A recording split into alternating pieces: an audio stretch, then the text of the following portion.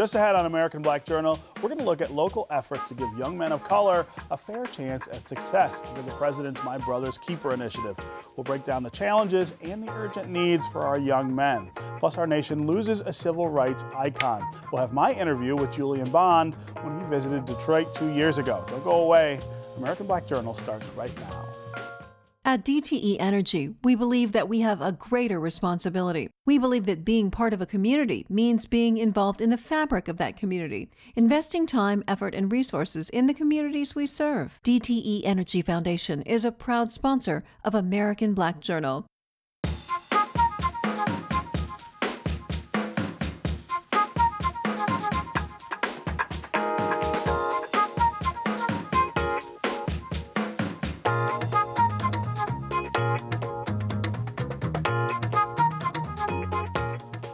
Welcome to American Black Journal. I'm Stephen Henderson. When President Obama launched My Brother's Keeper last year, his goal was to help boys and young men of color reach their full potential. The president called on the private and public sectors to provide disadvantaged youth with mentoring and other support networks. The recent report from the White House Council of Economic Advisors outlines the many barriers to success for blacks and Hispanics. For example, only 21% of black men and 12% of Hispanic men have earned a college degree by their late 20s. That compares to nearly 40% of white men. And more than 60% of the state and federal prisoners in 2011 were people of color. That's nearly double their share of the total United States population. Here today to talk about improving opportunities for young men of color is the director of the Michigan My Brother's Keeper initiative, Richard Carson. He's joined by Janine Gant, the CEO of Big Brothers Big Sisters of Metropolitan Detroit, and Donald Gefford, a student at Detroit's Northwestern High School. Welcome, all of you, to American Black Journal. Richard, I want to start with you. When the president said this last year, there were a lot of people who cheered, a lot of people were really excited. A lot of people were critical, though, and saying, this is just talk, it's just rhetoric. It's not really something that's going to move the needle on some of those numbers I was talking about. Talk about, over the last year, what you've done to make this actually matter for people. Well, I think one thing that it did, it really awakened people and actually, I think, gave them permission to address this issue. It brought it out to the forefront, and I know that it engaged a lot of both public sector and private sector organizations to say, hey, this is a problem and we really have to look at it systemically. How can we collaborate and bring people together and really work towards furthering what our, and it's not just about young men of color anymore. It's about young people of color. It's young people of color who have this disadvantage and are disenfranchised and a lot of times don't feel there's a lot of hope because they see what's within the prism of their experience. So what we've tried to do in the last year is work with organizations and bring them together so that we can expose our young people to more things, whether it be culturally, socially, educationally, and really come forward and try to make it known that there are options. And a lot of times that's one of the things that lacks is that ability to recognize there are options beyond what you just see in your particular neighborhood. Sure. And a lot of what the president was talking about was not necessarily starting new programs. It's about coordinating existing programs and focusing them specifically on this task. As you said, raising the issue and saying overtly, this is what we're trying to change. Oh, absolutely. I think one of the things that has always been missing, and especially I think in our Southeast Michigan region, is that collaborative effort.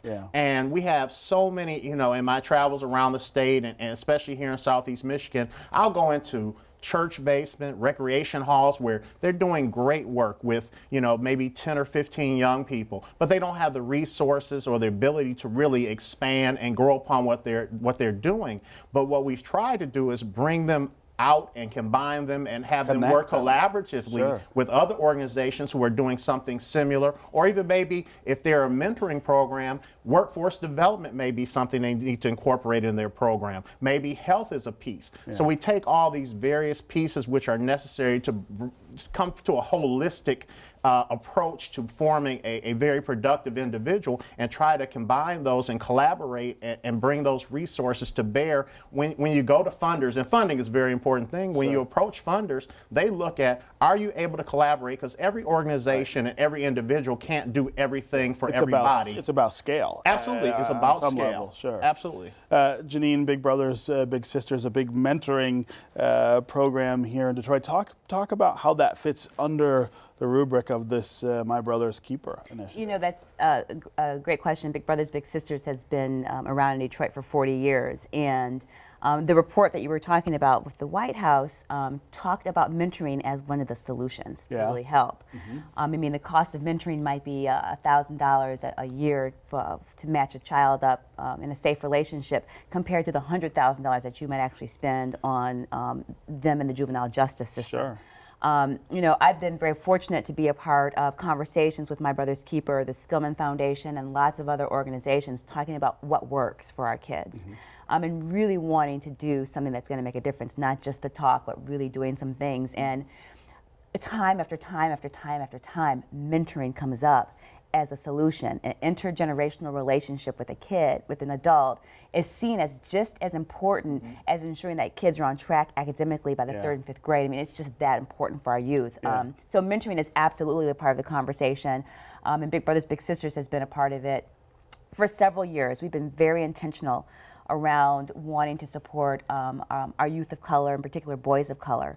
And we've got a great program that we're doing right now, in fact, with the Department of Labor, our Youth Workforce Initiative program, where we do a lot of various activities for the kids, and we give them a mentor on top of it, right? So it's like you said, there are folks who are doing really great activities and really great efforts for our kids, and we just need to pull it all together. And mentoring is seen as one of those threads that can help a child be successful. Sure. The numbers that I was reading were national numbers. In the open, I would imagine that if I try to make those numbers local here to Detroit, they would probably get worse. They multiply. Absolutely. And you this is something you guys see on the front lines every day, right? We serve about 1,000 youth every year, and probably 75–85% of those kids are from the city of Detroit. They're coming from impoverished backgrounds. Many of them attend low-achieving schools. Many of them are coming from single-family households headed by women. Many are in foster care. Many have incarcerated parents. People would generally consider those at-risk youth.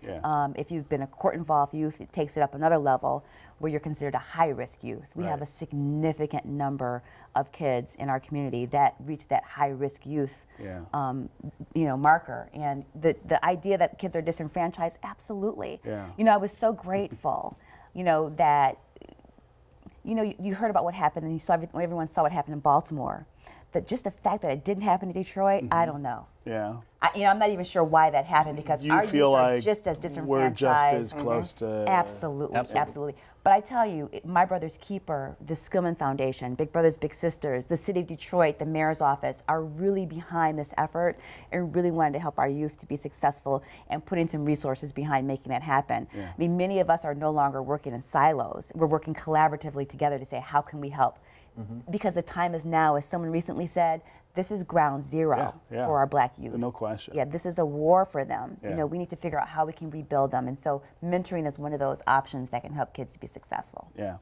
Donald, I always say that we spend a lot of time talking about young people, talking about young people. We don't talk to young people a whole lot and hear from them about what the experience is like for them in Detroit, and with programs like this. Tell me about your high school, Northwestern, a school with really, really proud history in Detroit, but a place that's struggling right now and in a neighborhood that's pretty tough.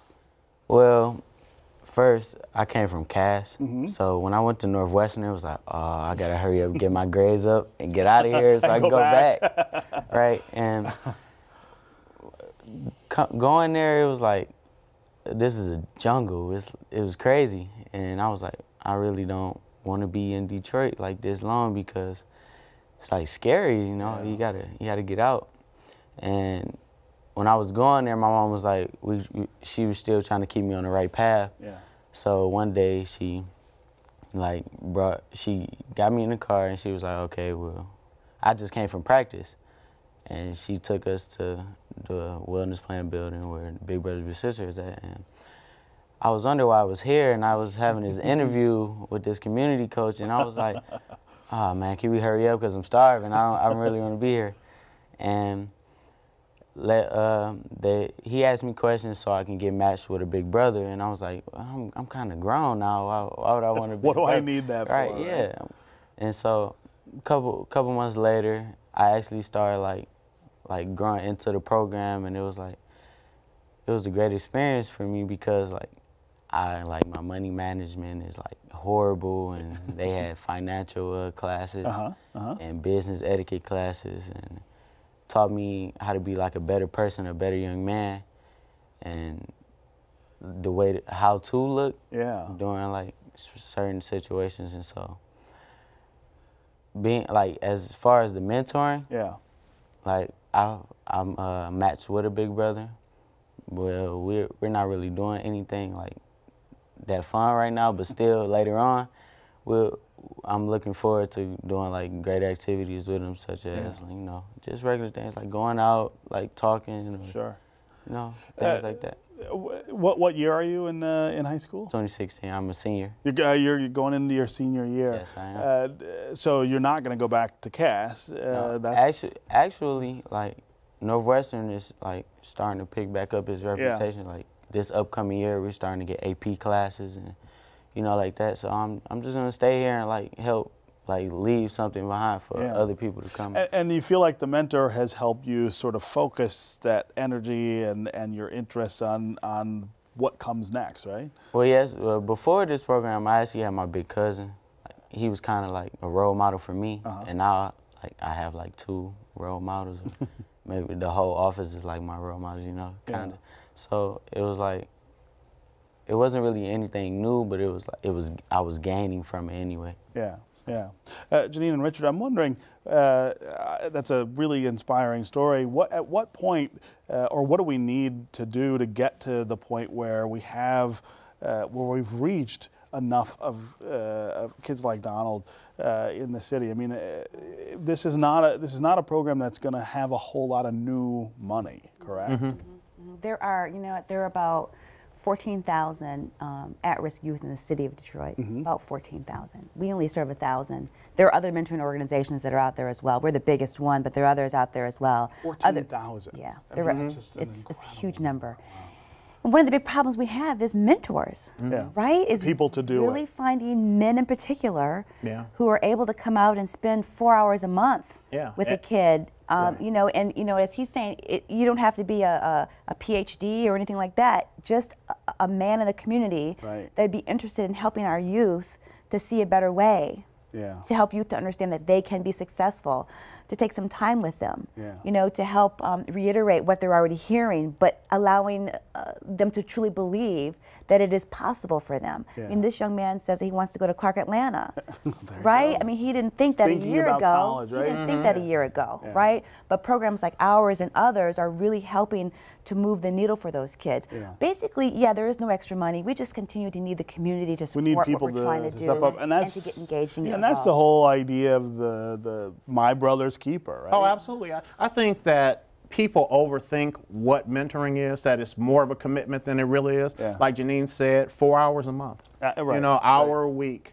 And if you want to do more, of course you have the ability to do more. But I think that, we have so many, especially African American professional organizations. You and I remember NABJ. We have the black attorneys. We have the black accountants, black engineers. We have the historically black colleges and universities. Let's have those kind of organizations step up and say, hey, I can commit 4 hours a month to come and help a young person out. And those are the kind of things we need to, and we're actually actually working with the Morehouse Alumni Association and the HBCU network to say, hey, they're challenging each other. Yeah. Let's have our churches challenge each other. We have enough African American churches in the area. Let's have a Greater Grace challenge Hartford and say who has the most mentors. And so those are the kind of things I think that will get momentum going if we can get those kind of challenges going on. Okay. Thank you guys for being here. Great program. And we'll hope to move those numbers in the right direction. Absolutely. Yeah. Just ahead on American Black Journal, we're going to remember longtime civil rights leader Julian Bond when we look back at my interview with him at the Henry Ford in 2013. That's right after this look at some important moments in Detroit's Black history. I'm Ken Coleman with a look back at African American life in Detroit. This week in 1955, trumpeter Donald Byrd made his recording debut as a band leader. In 1985, Dr. William Banks, founder of WGPR TV 62, died. And in 1896, legendary Detroit attorney Harold Bledsoe was born in Marshall, Texas. These are significant events this week in Detroit's Black history, taken from the book On This Day, African American Life in Detroit. The nation is mourning the loss of longtime civil rights activist and former NAACP chairman Julian Bond. He died at the age of 75 after a brief illness. In addition to helping lead the fight against racism, Mr. Bond became the first African American who was nominated as vice president during the 1968 election. Of course, he was nominated and had to withdraw because he wasn't quite old enough yet. 2 years ago, I had the privilege of interviewing Mr. Bond during the National Day of Courage celebration at the Henry Ford Museum in Dearborn. Joining me now is social activist, writer, professor, and former president of the NAACP, Julian Bond. Welcome to Detroit, and welcome to the Henry Ford Museum. It's a pleasure to be here. It's very nice to meet you. Let's talk about what was going on in 1955 when Rosa Parks does what she does on that bus. I think a lot of people think this was the first thing that happened, or the first part of the civil rights movement. But actually, there was a lot of momentum already starting to build up in the South. A lot of momentum building up in the South, a lot of activity, a lot of NAACP chapters across the region active and fighting for voter registration, fighting for this, fighting for that. At least 2 women before Rosa Parks had been arrested on the bus. But Rosa Parks is the first person to plead not guilty, right, and therefore trigger a court case that resulted in integration of the buses. So she's a true heroine of all this story. Right. Somebody said to me, Martin Luther King didn't make Rosa Parks. Rosa Parks made Martin Luther King. Right. And so what part of this movement were you involved in at that point? When Rosa Parks was sitting on the bus, I was living in Atlanta, Georgia, and just trying to mind my own business, going to school. But in 1960, I became involved in the sit-in movement and helped to found the Student Nonviolent Coordinating Committee, and later worked for them for 5 years. Right, right. This is the 9 years before the passage of the Civil Rights Act, 10 years before the passage of the Voting Rights Act. What was it about this particular event that seemed to catapult this, toward actual change? Well, the Montgomery bus boycott was like a trigger. Like people outside of Montgomery said, oh, we can do that. We can do that. If they did it there, we can do this here.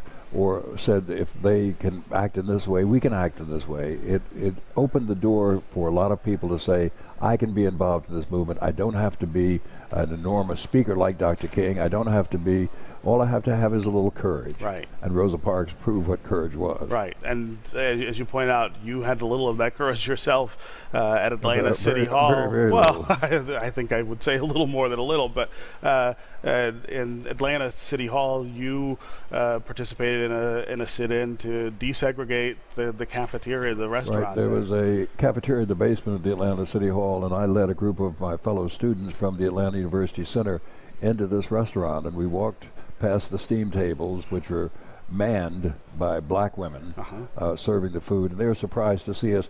A mixture of happiness to see us because they knew about sit-ins in other cities, and a little fear because they knew if we were there, the police would soon be there. They didn't want to be around police. We went through the line. I came up to the woman, white woman who was a cashier, and she said, I'm awfully sorry, this is for City Hall employees only. I said, you have a big sign out front that says City Hall Cafeteria, the public is welcome. She said, we don't mean it. I said, well, I will stay here until you do, and she called the police, and the police came and took us away. Right, and that for you launched a very long career and struggle in the civil rights movement. Yes, that was my first step, and I've been trying to step along ever since. Right. The Georgia legislature, for example, when you were elected, refused to seat you. Refused to seat me because I had endorsed a statement opposing the war in Vietnam. Well, I thought that was my constitutional right to have opinions about things, but the Georgia legislature disagreed, and they threw me out, declared my seat vacant. I ran for the vacancy. I won the election. They threw me out again. I ran again to fill my own vacancy, and eventually the Supreme Court decided that I was right, the Georgia legislature was wrong, I'm sorry, and I served for the next 20 years. Right, and that sort of going back over and over again, not taking no for an answer, not accepting the idea that that you're a second-class citizen, that really was at the core of the idea of the civil rights movement and continues into today. Absolutely, the idea that you have rights and you're going to exercise these rights and you're going to demand that others respect your rights, just was a hallmark of the movement. Now, not everybody, sat in, not everybody marched, not everybody participated, but the list of participants is enormous, and it's hard to go into any section of the South, at least, and talk to black people of a certain age, not to find somebody who did something in this movement. Right.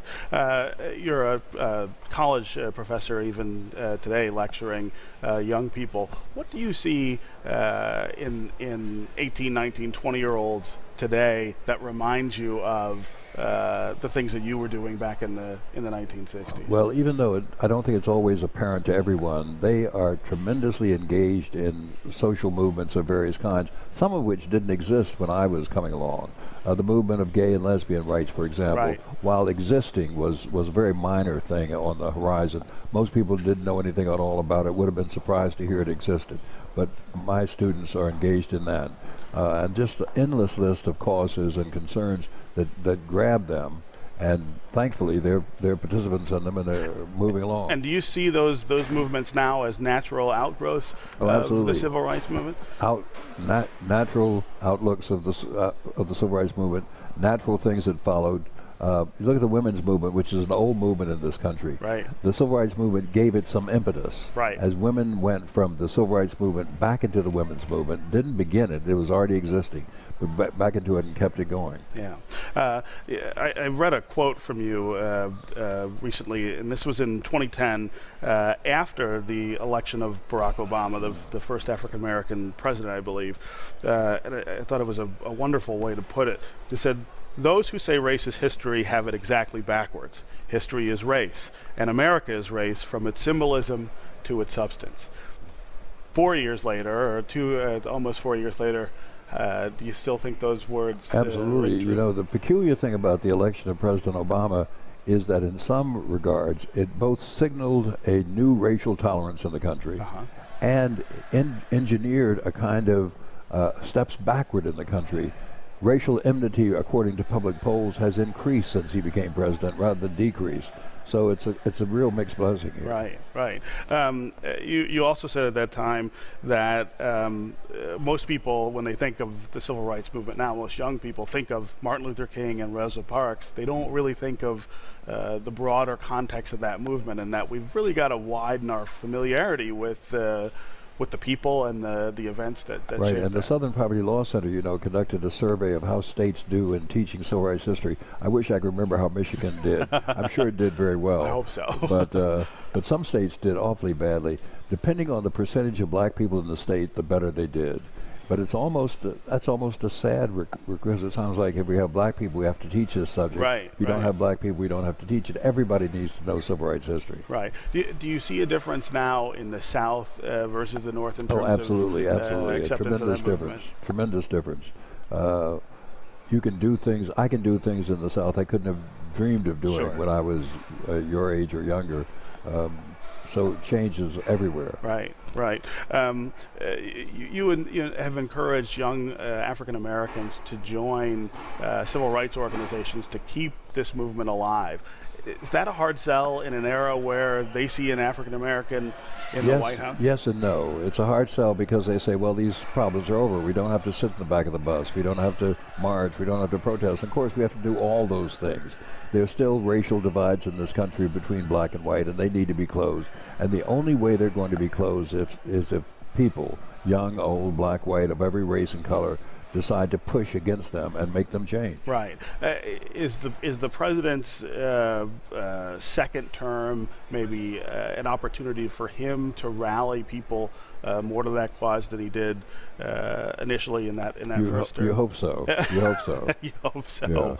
Yeah. And he certainly has stepped out on the gay rights issue. Well, yeah, the gay rights issue, on climate change, which none of the candidates mentioned in the last election. Right. Just amazing. And none of them were asked about it in the last election, but he spoke about it in his inaugural address. Right, right. And that for you to stand and watch a black man be inaugurated as the President of the United States for a second time must have been a particularly yes, because moment. I think the second election was more telling than the first election. Because it's one thing to get elected the first time, and then to go through this long period of opposition that his opponents, determined from the very first day to make him a failure, and did everything they could to put barriers in his way. For him to have overcome that and win such a resounding election, when George Bush got that kind of vote, he was said to have had a mandate. Right. When Obama got that kind of second vote, they started a secession movement. Yeah, right. That's right. Apples and oranges still. Yeah. Great to have you here. My wonderful pleasure. day for the country. It's a wonderful place. I can't understand why more people don't come. Yes, this is a jewel here in southeast Michigan.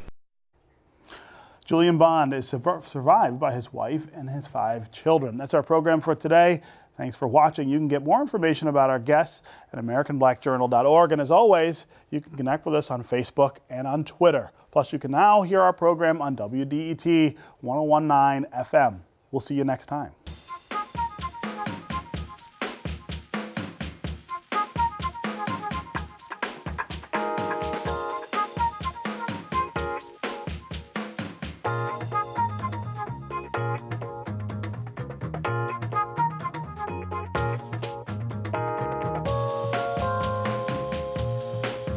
At DTE Energy, we believe that we have a greater responsibility. We believe that being part of a community means being involved in the fabric of that community, investing time, effort, and resources in the communities we serve. DTE Energy Foundation is a proud sponsor of American Black Journal.